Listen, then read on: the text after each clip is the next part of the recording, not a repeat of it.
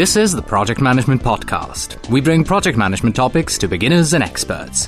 Find us on the web at www.thepmpodcast.com or send your emails to pmpodcast@gmail.com.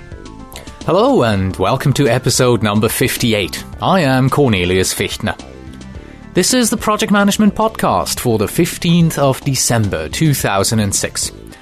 Ask 10 project managers what they focus on most in their projects to be successful, and you will get 10 different answers.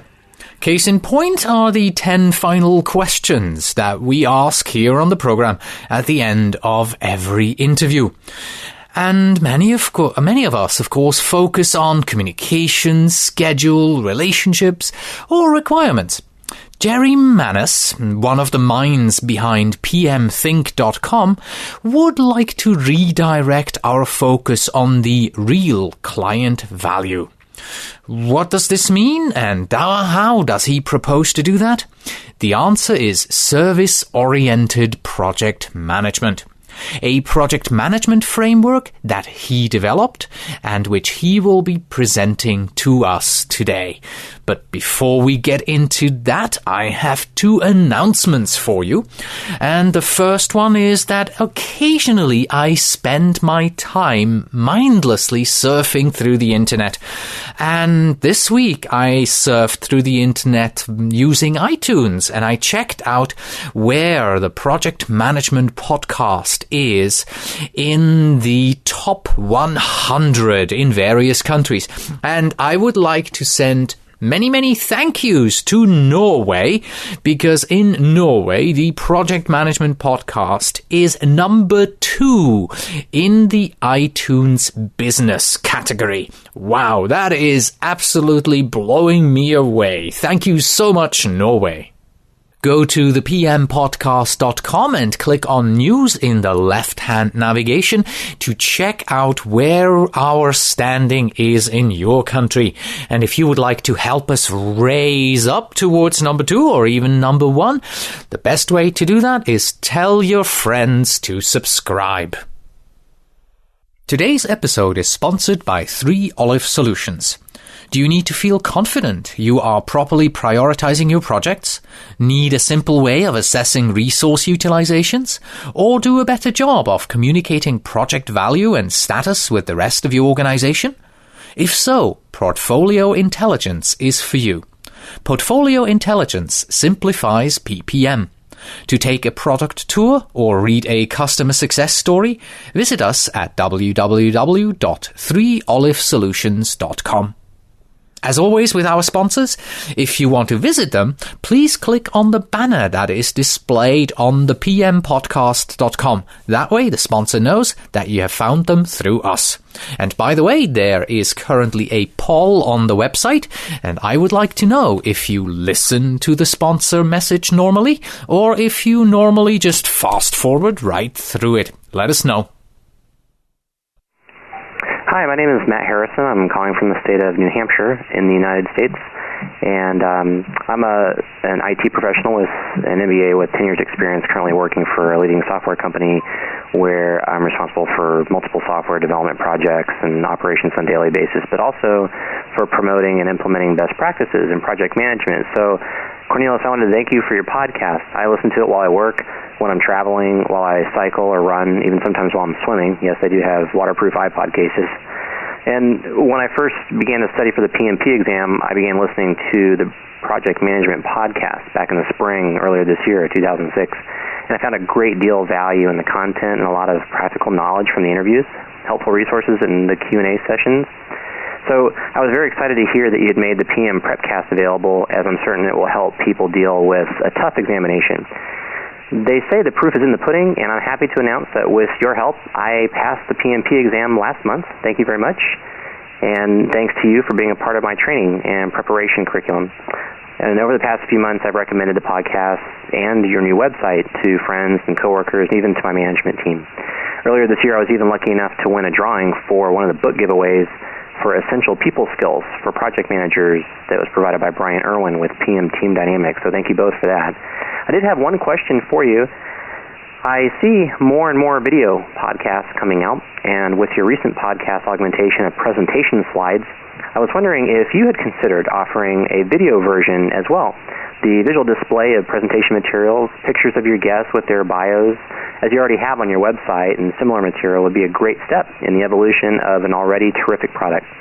So that's my question, and I guess also a suggestion in a way, but we'd like you to keep up the great work, and thank you very much. May you and your guests and your listeners have a very happy holiday season. Cheers. Well, thank you very much, Matt. It is absolutely great to hear that you have been able to use the Project Management Podcast to pass the exam. Absolutely wonderful that I have been able to help you with that. And for all of those out there who are interested, I am going to play the promo for the Project Management Prepcast at the end of today's episode again. So you can listen into that, or you can simply go to www.pmprepcast.com. However, I am sorry to say that there will not be a video podcast in the near future. Creating a video podcast of the highest quality, that takes a lot of work, and I do simply not have that kind of time available. And frankly, if you have seen my picture on the pmpodcast.com homepage, then you know exactly what they mean by "he has a face for radio." If you would like to leave a voicemail feedback for us, please pick up your phone right now, because there's probably one very close to you, and dial the United States at 206-339-6520. Thank you.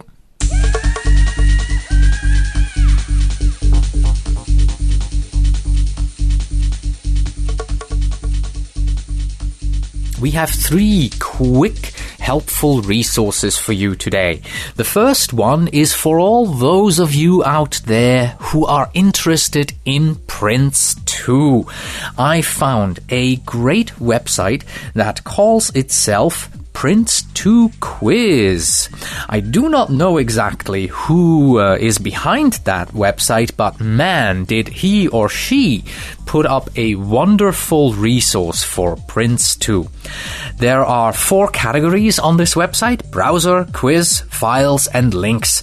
In the browser, you get a graphical overview of the Prince2 model, and you can actually drill down, and you'll get an explanation of what all of these various processes mean. The quiz? Well, the quiz is exactly what it is. It is a Prince2 quiz, a multiple choice quiz. And there are 5 quizzes that are available for you, and each one of those 5 has about 75 questions. Absolutely amazing, the amount of work that has gone into creating that. Next, there is the files section, and the files section gives you exam papers with questions and also some of them answers for the Prince2 Foundation exam and also for the Prince2 Practitioner exam. Now, this is absolutely fantastic. If you're planning to take the exam, you can take a look at these and you get some sort of an idea what it's going to be like. And of course, finally, there are a few links on the links page. So go check this one out. Absolutely wonderful. This is a brand new site. Only has, when I went there, it only had 151 visitors so far. So let's send over a few of you Prince2 interested folks. This is really excellent. Our next 2 helpful resources focus on today's interview, and they give you approaches from other areas on how you can focus on service and customer value. The first one is a customer satisfaction process guideline from a company called Survey Value Incorporated.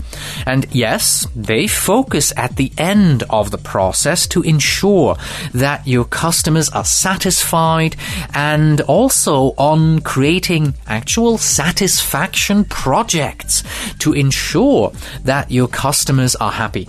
This is a 1-page PDF document well, called Customer Satisfaction Process Guidelines. And in it, they give you 7 steps on how to go about increasing your customer satisfaction. Well, it starts out with, number 1, be practical. And it goes on with involve managers, conduct actionable research, select leverage points, initiate satisfaction projects, etc., etc. This is a very helpful resource for anyone out there who would like to have some basic idea of what to do on their project to be more customer focused. The second customer focus process is by Extreme Networks, a California-based company, and it's a 2-page PDF document in which they outline how they manage their projects. Now, this is once again an excellent outline from a networks service provider on how they run their projects for you. You can tell that these people understand that the main reason for doing a project is to satisfy the customer. And on page 2, they give you the customer requirements and they tell you what they do. They go through with you. They tell you that they will need a conference room in your facility so that they can work with you. They talk about design, implementation, and how they will take you from start to finish and give you the product and services that you need. Granted, these are both high-level overviews of these methodologies, but it shows that the focus of today's interview with Jerry Manis is the direction towards which companies who want to give their customer the best are moving towards.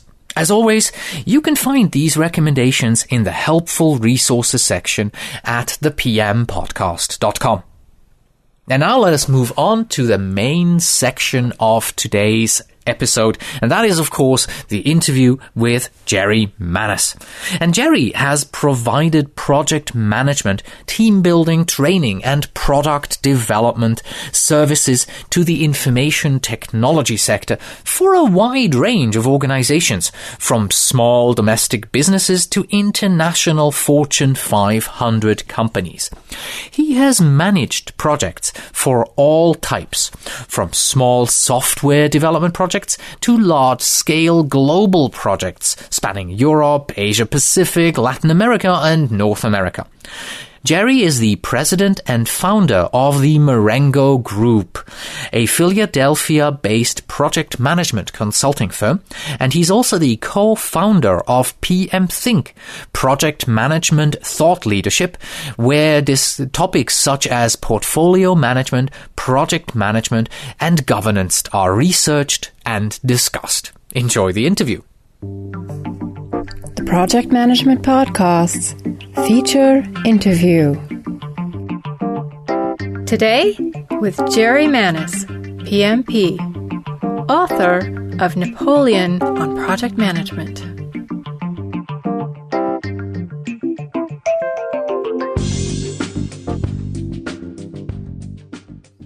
Hello, Jerry, and welcome to the program. Hi, Cornelius. Glad to be here. Well, thank you for being here. It's always great to have a fellow podcaster here on the show, and of course also a fellow project manager. Today we will be talking about service-oriented project management, SOPM, which you have developed. Tell me, what was the driver behind the development of SOPM?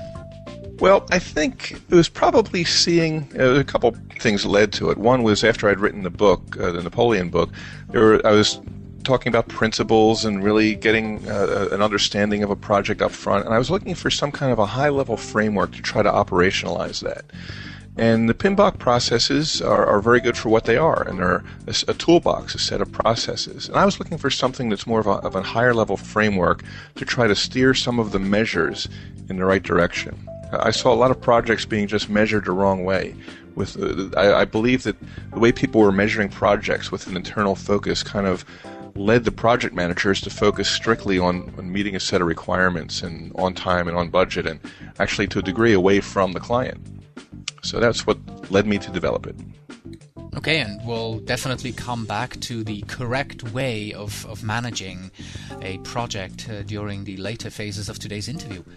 Did you develop SOPM yourself, or is it a cooperation with someone? Well, I think nothing is done in isolation. I came up with the idea of this four-step model, and I wanted something that was very brief, easy to use. And I always brainstorm with people. There are a few people that I would, some colleagues I would always bounce things off of. So I had the input of about 10 people, but I had created the framework. And I'm possibly partnering with somebody. We've been talking about forming a partnership. A guy named Randall Goodman, who's very good in the field, and he has a full methodology that he has. We're trying to see if it can dovetail with this framework. But aside from that, the initial paper I put out, I put them out on my own with some input from some very good people in the field. Yeah, and while we're talking about the paper, we are going to make the white paper of SOPM available straight through the podcast feed. So all those listeners who are subscribed to the podcast, for them, white paper should automatically download to their PC. And those who download the podcast manually, they can also download the white paper from the pmpodcast.com website. Let's continue with a brief and very high-level overview of SOPM, and then we'll go into the details. What would you say is the big differentiator between SOPM and other PM frameworks out there? Well, I would say that the starting point would be the drivers. For instance, I would say traditional project management, for lack of a better term, tends to focus, and I'm generalizing here, but tends to focus on things like on time, on budget, and meets requirements. And so that it makes some assumptions there. So it assumes that you're given, number one, half the time a solid set of requirements to begin with, but it kind of focuses inward. It's what I call an inward focus. You're trying to work against a schedule and measure all these things. With SOPM, it's a little bit more of an outward focus, where the drivers really are client satisfaction, business value, and outcomes. That's not to say that on time and on budget isn't important, but the key drivers for the project that steers all of the activities is client satisfaction, business value, and outcomes. And that's more the drivers. One other area where it differs is the starting points. I was mentioning traditional PM starts with a given set of requirements. Often it assumes the goals are correct, and it focuses then on execution. Whereas with SOPM, the mindset is it starts out with a set of symptoms or ideas, and then you confirm the goals, alignment, and then you really focus on delivering value. And actually the term service-oriented, I kind of took that, I was playing around with different titles, I took that from the professional services industry. I'm thinking in terms of a doctor, or even a CPA, or anybody in professional services. The idea is you want to diagnose before you prescribe. So those are some of the main differences, I would say. Well then, let's take a closer look at SOPM. You mentioned earlier that there are 4 steps. Can you give us a brief overview of those 4 steps? Sure. First, I'll just mention what they are. It's understand. Actually, the acronym spells out, it's UPIT, or it spells out UPIT. I wanted to come up again with something that's easy to pronounce, easy to say, and you could use that in different ways. You could say it ups the level of success on IT projects, or it's just upping the success level of projects. Or I joke around, I could say saying up years to traditional project management. So however you want to remember it, you can remember up it. So the idea is it would start out with I actually have a diagram in the white paper that illustrates where I start out with understand, and imagine a ladder going up. So you start out with understand, and the idea of understand is to build a knowledge that'll make you capable of succeeding on a project. Then is prepare. And prepare gives us the ability. That's where we're trying to, now we have the knowledge, now we're trying to prepare the ability with the right tools and techniques. And then there's iterate, and the idea is it takes an incremental approach. Now, how many increments depends on the nature of the project. I mean, it could be one increment if you're using the old waterfall life cycle. And that's the beauty of it. It can work with waterfall, agile, extreme project management. But the idea is the iterate phase takes you into achieving value, and then transform is the final one, and that's more realizing the benefits. And to a degree, traditional project management often lops off the beginning, the understand phase, and then lops off the end, the transform phase. So I'm trying to really emphasize that. And getting into a little bit of detail on it, is, for instance, if you look at the understand phase, and this is where I think a lot of projects fall short, is you're trying to understand things about the client as a person, the organization, the situation around the problem, the opportunity, what the goals are, prioritized, who stands to lose or gain, doing a whole SWOT analysis similar to marketing. Look at the strengths, weaknesses, opportunities, and threats. Understanding all the players involved and projects that have dealt with the same players before. The resources available. And they're traditional things like constraints and risks. Even the leadership style required. Not every project requires the same leadership style. So that those are, the emphasis really is on these early phases. They say, project. I think it was Doug DiCarlo recently I spoke with him. He was saying that projects fail at the beginning, not the end. And I think that's a very valid statement. So the more we focus on the beginning. And then prepare. The difference between understand and prepare is that understand is really getting a full understanding of everything you can about the customer, the subject matter, the technology involved, the players, and so on. Whereas prepare says, now that we have all that, let's make sure we prepare the client and stakeholders in terms of expectations. Half the time, they don't prepare expectations. I see a lot of people, for example, roll out an ERP package, and they don't prepare the expectations that often an ERP package, while it gives great alignment and visibility to the corporation, in many cases it actually slows down individual productivity. And then so all of a sudden you have people upset saying, hey, I had better luck before with the old system, because they weren't prepared. They didn't have the right expectations. And preparing also means making sure people understand the right guiding principles, they have the right training, the right tools, the whole strategic model where the project fits with the strategy of the corporation. So that's saying, now that we have the knowledge, let's prepare everybody and get off on the right foot. And then the only point I'll bring up around the idea of iterating is the more we can deliver in increments, we can get earlier benefits, we can get quick wins. And also, we talk about change management. That can lead to less resistance because we're seeing value from it. You can make course corrections, fact-based discoveries as you deliver things. You can say, okay, now we need to change course a little bit.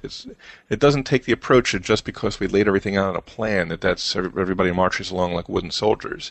And often that's an approach that's been used in the past, and it possibly might work for some projects, but it's especially with projects with uncertainty, including a lot of IT projects. I think that approach doesn't tend to work.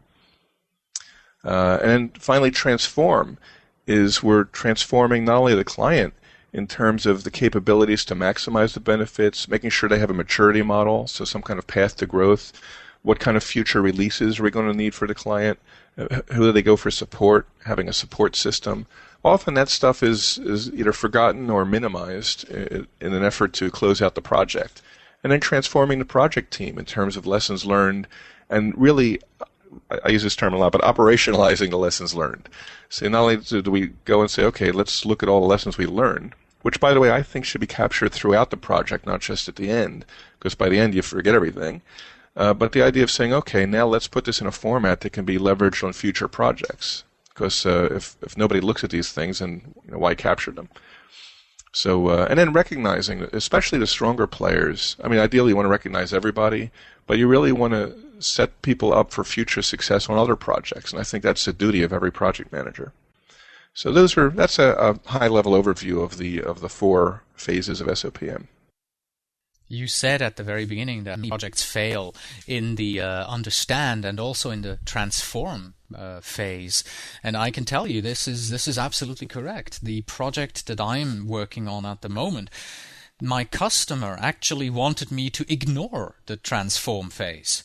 I was pretty much told not to worry about informing the end user and not telling them anything, and they will know when it comes. And when we actually began to roll this out, I realized these people have no idea that our project is coming. Nobody told them. And so I just took over and I said, okay, customer project manager, this is it. We have to inform these people, and I just started informing them. So the transformation phase was totally ignored by the customer, and I knew it was going to come this way. But that's just another topic altogether. Oh yeah. Half the time they're their own worst enemies, and we have to rescue them from themselves. Yes. This is what I did in the last project. Yeah. Because in the end, who's going to be blamed? Me. I'm the project manager. I'm rolling this out. Why didn't you tell people? Why didn't you inform people? Well, I was told not to. Well, you shouldn't have listened to him. Exactly. Well, let's come back to SOPM here and not my problems. Sure, yeah. So we have SOPM, but most companies already have a project management framework in place. Why would they now want to switch over to SOPM when they have already invested so much time, effort, sweat, blood, and tears into their existing framework? Well, I guess my comeback on that would be that 5 years ago, I remember some studies that were done on project success rates, and they came back with something like 75% of projects, basically across industries. Yeah. 75% of projects fail. So then they did some recent studies, and this is after having, PMP and certifications and standardization and raising the awareness of project management and international standards and things like that. And they did recent surveys, and the study came back with 75% of projects fail. So I'm thinking, what are we not doing right here? There's something that's different that's needed, and the question is, if we keep on doing the same thing, we're going to have the same results. So with all these projects failing at all these rates, I think that would be, and if these companies are part of those statistics, I mean, if you're having great success with your projects, then maybe there's certain things in SOPM in the mindset that you want to adapt.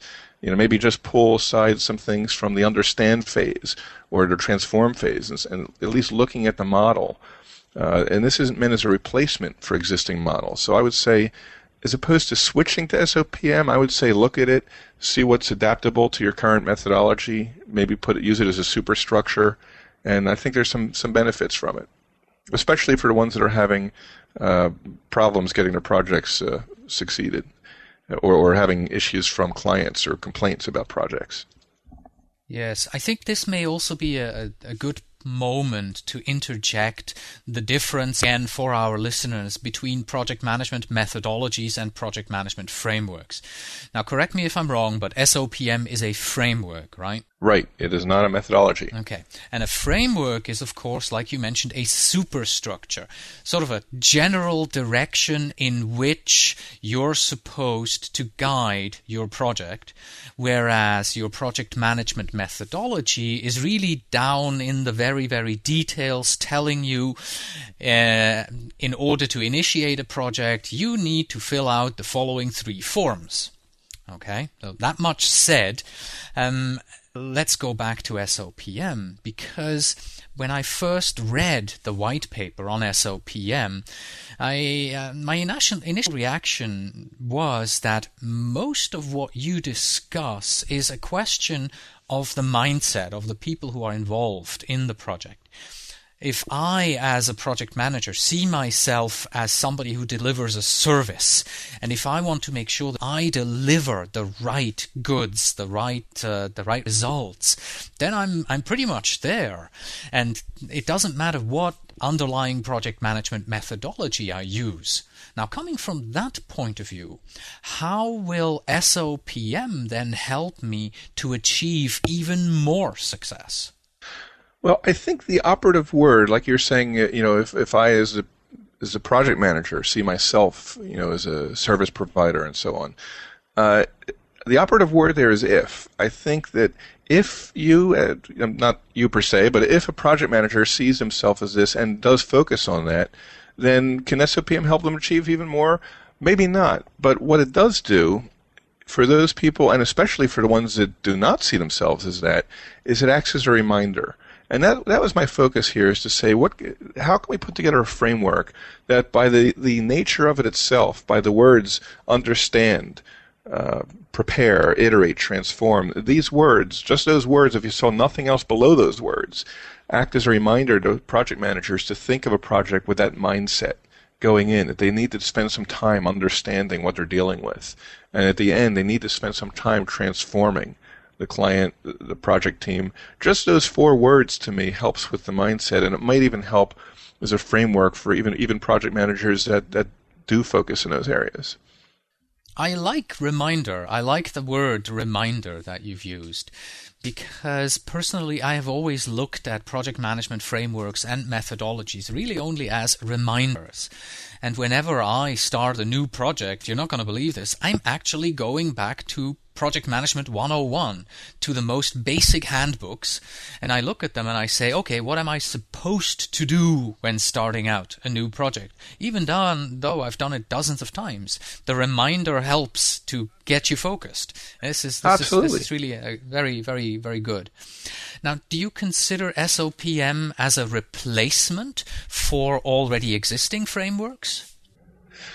Well, I don't think it's necessarily a replacement. It's I think I like the word that you used about a mindset, and I think that's what it is. And it's a superstructure, and maybe some additional tools. For instance, if you in the understand phase, you might have some tools that traditionally were used in marketing and not project management, like a customer use case, for instance, putting a use case together of what does a day in life look like with the customer, with their current, whatever it is they're currently doing. Now, that doesn't apply to every project, but certainly a systems project would apply to.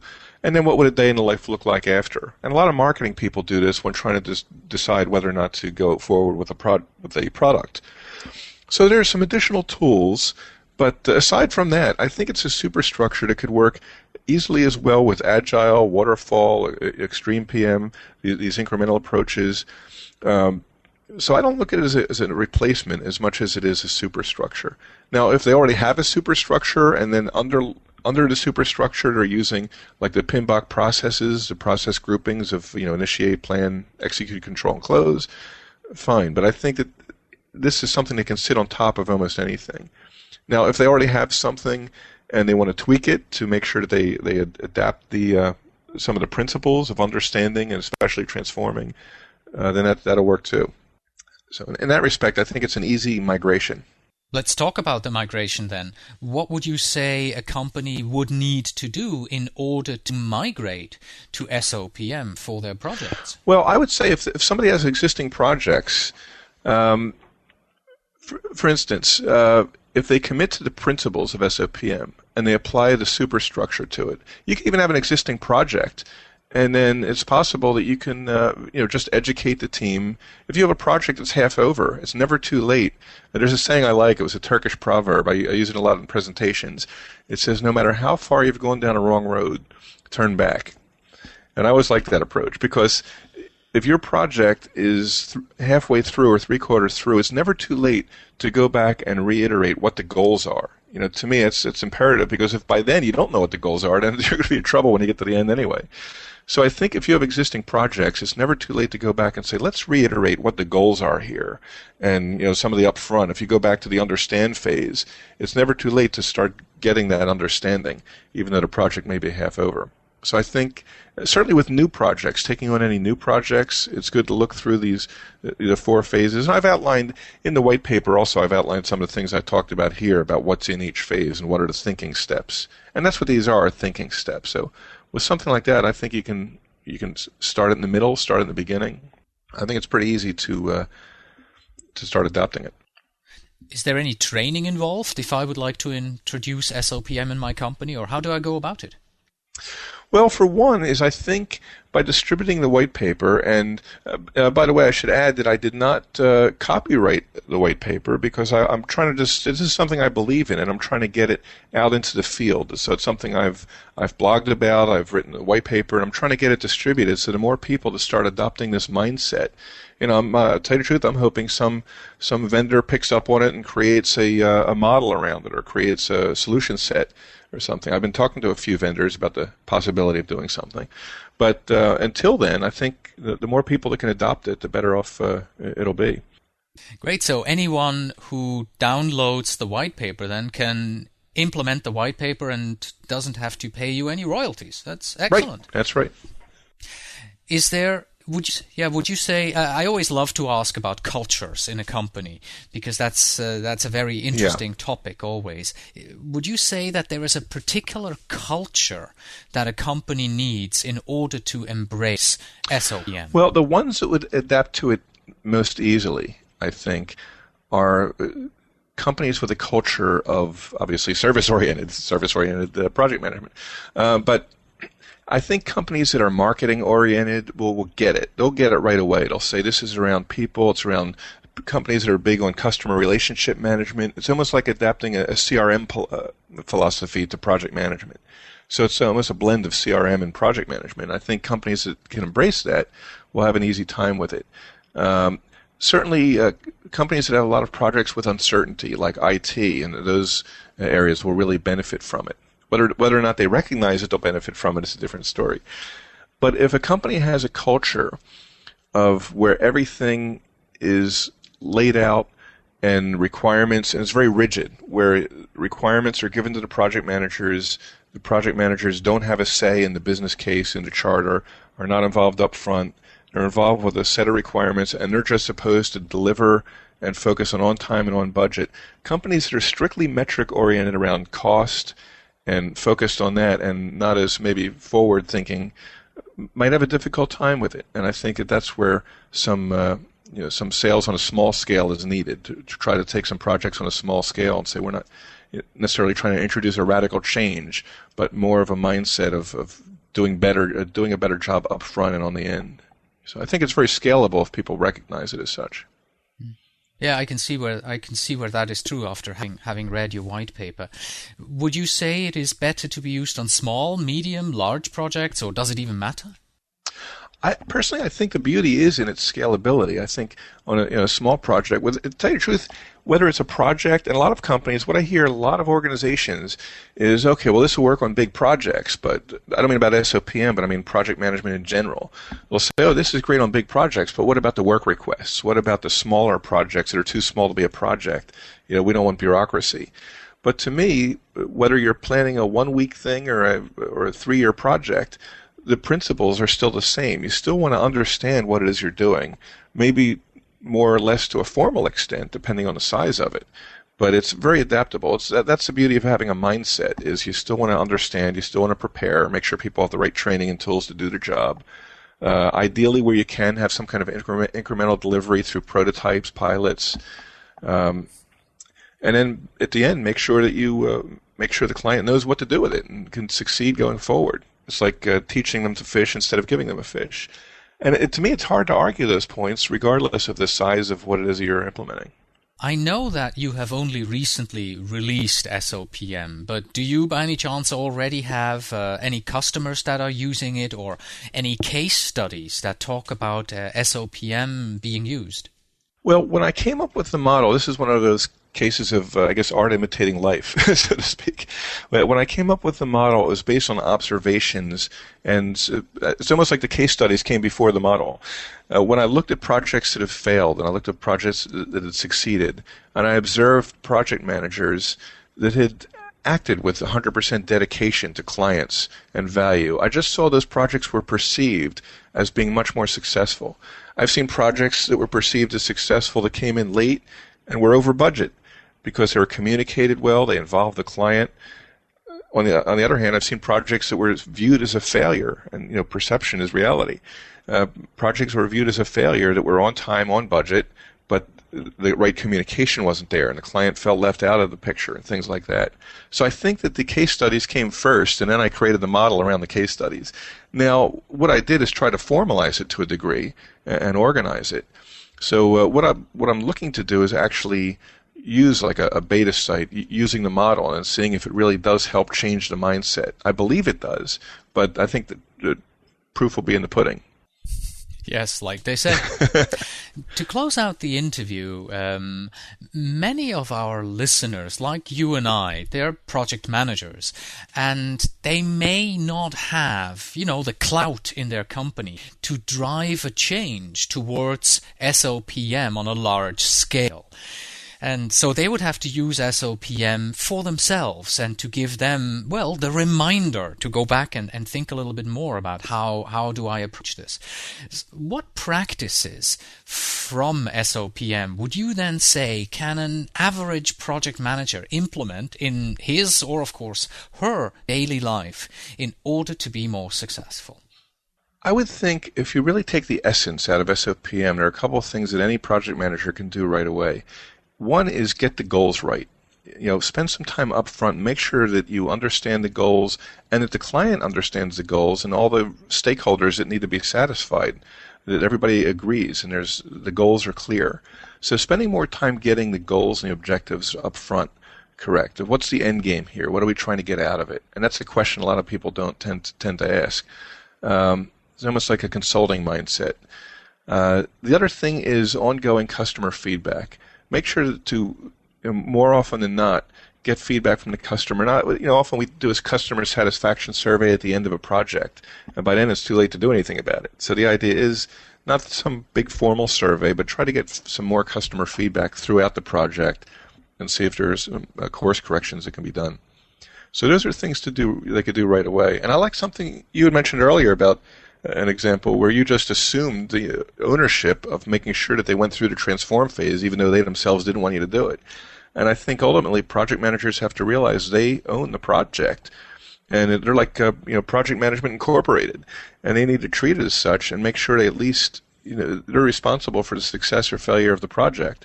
And they need to make sure they clarify up front what spells success. What's a successful project mean? And I would be very cautious if they spelled out a successful project without tying client satisfaction in there some way. So I think those are some things they can adapt right away. Excellent. Thank you very much for stopping by today and talking to us about SOPM. And now, are you ready for our final 10 questions? The final 10 questions. Okay, this is like Entertainment Weekly or something. But sure. Yeah, these are the same 10 questions that I ask of every project manager when we do an interview here. So let's start here. Number 1, what was your favorite project? Let's see. I would say it's a tie between two. Well, I have two different flavors of projects. There's a volunteer project that was my favorite project that I was not the PM on. I was part of the core team. We had a 5-person core team or 6-person core team, but it was probably my favorite overall project, and that was the new PMI standards for program and portfolio management, because I got to work with such an excellent core team and just working with people with different perspectives. And the 3 challenges we had to meet on this was fascinating. It was all virtual. There were 400 people on the team, and not only was it virtual and there were 400 people, but they're all volunteers. So try to motivate a bunch of volunteers who aren't getting paid for it. And making matters worse, they're all project managers. so it was like herding cats, but it was very interesting, and it seemed to go very well. And what I learned from that, I thought, what I really liked is, I'm working on, like, one of the guys on the team, one of his projects was, I think, working on like the next generation Mars rover or something like that, or consulting to it. So, we had people, I thought, wow, I'm going to learn some really neat techniques from these people. And what I learned from that, to a degree, was that less is more. And, we had a schedule, but using the old Eisenhower, plans are nothing, planning is everything. We had a schedule, we planned in detail, but we really focused on a 1-page milestones list and an issues list, and really focused on that driving activities. And we used work packages and work authorizations to distribute the work and delegate. And I thought we did a good job from a coordination standpoint. So that was fun. As far as projects that I managed, it was probably a tie between 2. And one of them was the Y2K project, which was fun, and the Euro currency conversion project. And both of those were for a Fortune 500 organization, and it had an international element. So I got to work with a lot of people from all over Europe and Asia, and it was a lot of fun. Just preparing for all the uncertainty involved, and getting everybody coordinated, and kind of scripting it like a play. And it was interesting with these because these were projects where you couldn't miss the deadline. It was interesting. So that was probably a long answer to a short question, but that'd be it. Number 2, what project would you like to have managed? I guess this would go to say how you can almost apply anything to being a project. So I'm going to come out of left field with this one. I was just listening to the Beatles' Love CD, which I understand is pretty high on the charts now. And it was fascinating. I was always a music fan, and I always listened to the Beatles. But I got this, I read about it, and it sounded interesting that George Martin went into the studio with his son and had access to all of their catalogs and then arranged, I think it took a few years to put together, but arranged this whole collage for the Cirque du Soleil program. And it's like listening to a brand new Beatles CD. But boy, that would have been fun to manage that one. To try to manage that effort of trying to coordinate that and see how you can mix everything together and come up with something that's a cohesive whole that sounds great, and that would have been right up my alley. But so it's out of left field, but that'd probably be it. Number 3, what is your favorite project management book? And of course, your own books don't count. Shucks. I would say there's so many great ones. The one, if I was on a desert island, I guess. Is that an oxymoron, a desert island? At any rate, if I was on an island, I would say the one book that I would probably want to keep with me is one that I read most recently, which is Doug DeCarlo's book, Extreme Project Management. And that, to me, there are other books for if people are studying for PMP exam prep. I like Rita Mulcahy's books there, and there's books for like a consulting mindset that you want to be able to have somebody you can go to with questions. I like Neil Witten's book about No Nonsense Guide to Successful Projects. But from an all-around perspective that really gets into the right questions to ask stakeholders and a good framework, I like Doug DeCarlo's Extreme Project Management. And what's also interesting about it, it's like the size of the Encyclopedia Britannica, but it's very easy to read and you can pick it up in different sections and stuff like that. Number 4, what is the topic of the next seminar that you're planning to attend? Okay, well, I didn't know I was planning to attend one, but if there's a seminar that I would plan to attend, I would think it would probably be something in believe it or not, in the sales and marketing area, because I'm very interested in tying a lot of those approaches into project management. So I'm looking to I've done a lot of marketing and worked for years as a systems engineer, where you're part marketer and part systems person. But I'd like to pick up some of the latest techniques and see how that applies. Number 5, what is the best way to make a project fail? I know that one. There's one thing to me that would come to mind above all others, and I think it's agreeing to an unrealistic target. I think it's a surefire way to make a project fail, and I think it's important to defend the right plan. Number 6, how do you like to celebrate a successful project? I like to go to Disney World. No, I would say couldn't resist that. Having recognition, some kind of recognition, tangible reward, something lasting. It's nice to take people out to dinner or something like that, but it's also good to me to give people something lasting, whether it's a pen, a shirt, a binder, something with the name of the project on it, their name. I think something, especially for a big project, I think that sends a good message if it's something successful. Number 7, in your projects, where do you focus most of your attention in order to be successful? I think 2 areas. I think the upfront objectives, getting the goals right, and frequent communication. I think if you do everything else wrong but do those things right, I think you'll more than likely have a successful project. Number 8, if you weren't a project manager, what would you like to be? Probably an art teacher. It's something I enjoy teaching, working with students, and I'm an art fan too, so I think that'll be a fun job. Doesn't pay too well, though. So. Project manager pays better. Yep. Number 9. What is the one thing that a project manager cannot live without? This is funny because I ask this question in my seminars when I do them, and you hear all different things. You hear everything from Microsoft Project to things. I think the one thing a project manager cannot live without is the greatest project management tool ever invented, sticky labels. And I think for the whole idea of, I think for putting over people's mouths, it's great. I think for the whole collaborative idea of getting a work breakdown structure or a network diagram, and I look at that as more of a collaborative effort of getting the right heads in the room and the right people that can really say, are we thinking of all this stuff? And I think sticky labels are a very underutilized tool in project management. And finally, number 10, the oldest question in project management. What's more important in a project manager? Is it project management expertise or is it industry expertise? I think it's project management expertise. For this reason, I think to really manage a project successfully, you need to be a good facilitator. You could be the best subject matter expert in the world, but if you can't lead people and you can't be a good facilitator about getting the right goals and objectives out, then the project's going to fail. And you can always get a subject matter expert on your team. And in fact, I just done a poll. I did a webinar with MindJet from Mind Manager Software, and we did a poll of all the people that were online. And we talked about the different roles of project management as facilitator, subject matter expert, a project administrator to do the scheduling, a business analyst. And one of the questions was, first of all, can one person do all this? And people that are good at all of that are few and far between. And even if they can, the second question was, should they? And, it's 50-50 on whether somebody even can do all that stuff, because it depends on the person. But 75% or 70% of the people, it was a pretty high number, said that they shouldn't. Said that ideally you want several separate people doing those roles to really give each role the best benefit. But I think if you're managing a project, I think it's important to have that project management and leadership expertise. All right. Well, thank you very much. I've enjoyed myself today with you.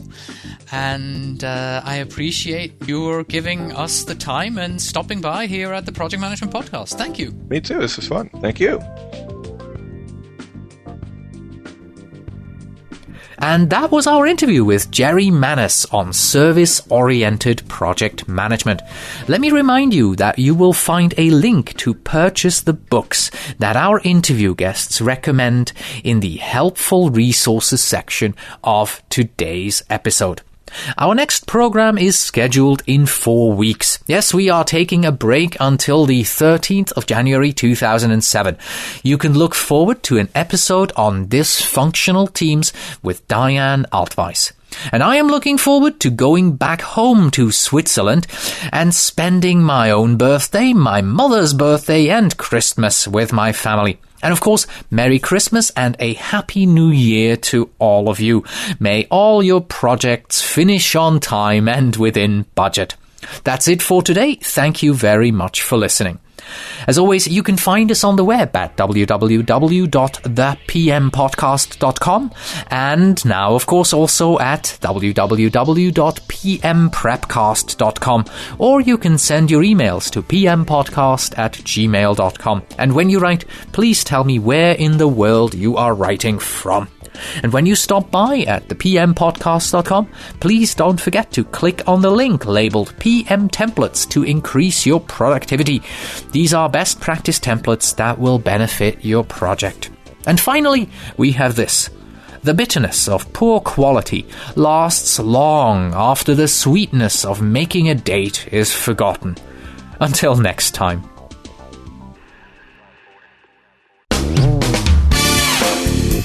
Are you studying to take the PMP exam? Are you tired of reading the PMBOK guide yet? Wouldn't it be great if you could use your MP3 player to prepare for the exam? Well, now you can by listening to the Project Management Prepcast. I am Cornelius Fichtner, the host of the Project Management Podcast, and now also the host of the Project Management Prepcast. In this new program, I will systematically get you acquainted with the tools and techniques, methodologies and theories to help you feel ready to sit for the PMI's Project Management Professional exam. It's never been easier, and trust me, it's much more entertaining than the PMBOK guide. And the even better news, it's free until January 2006. So go ahead and listen in today at www.pmprepcast.com. Together, we can put those 3 letters behind your name.